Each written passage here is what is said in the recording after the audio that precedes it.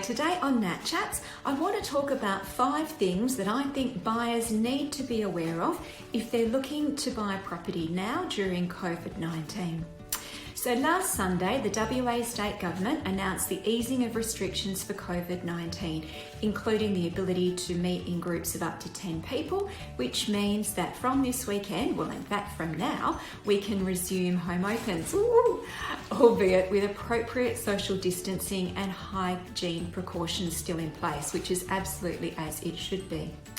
The result, though, was an immediate increase in buyer inquiries, which had actually already risen on the previous week on the back of WA's low infection rates and the federal and state government talk of easing of restrictions. So we've already seen an increase in requests for private inspections or to know when home opens are going to be.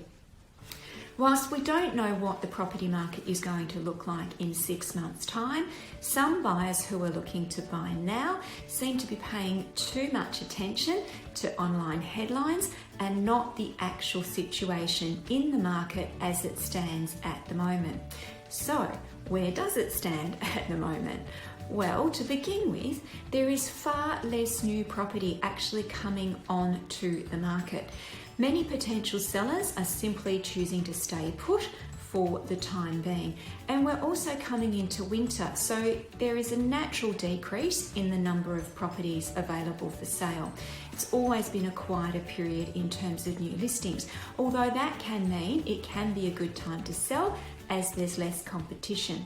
So whilst there has been less property sales transaction activity, the reduction in supply is going to assist to stabilise prices and also mitigate potentially against price softening. And I say potentially because as yet we're not really seeing any price softening, and I'm going to come to that in a minute.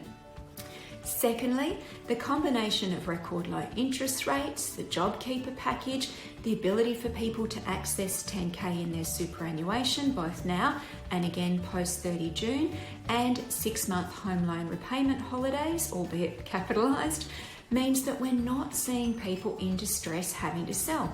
And there's been no reported increase in mortgagee in repossession sales either. I think if you're a buyer that's hoping to pick up a bargain now, you're going to have to look and gamble on waiting for many more months to come to see if that situation changes. Third, there hasn't been a 20, 10 or even 5% decrease reported in Perth property prices.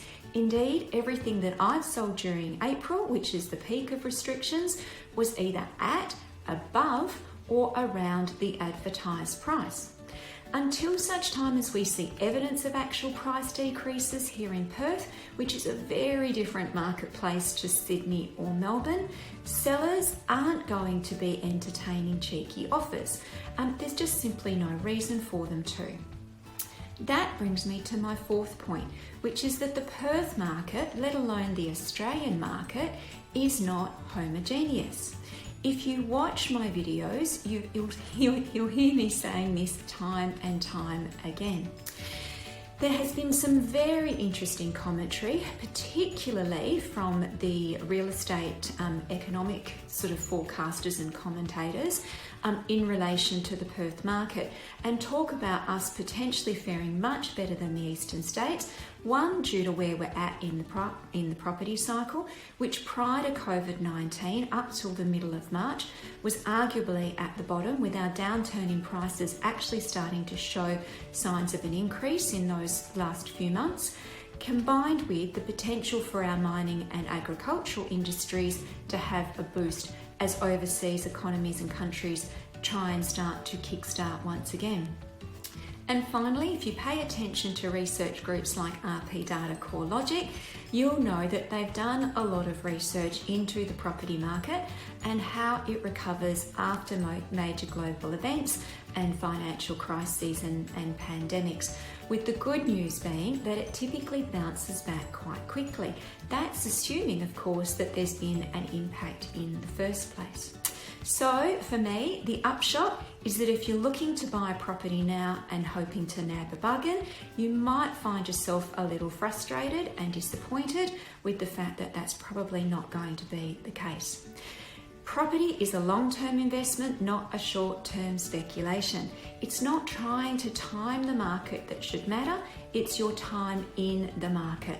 It's up to you to decide if you're going to get in now or to take your chances on the market changing over the coming months.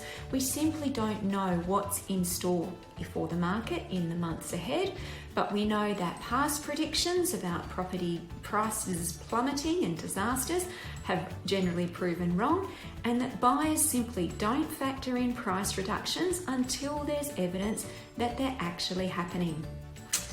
Good luck with whatever you decide.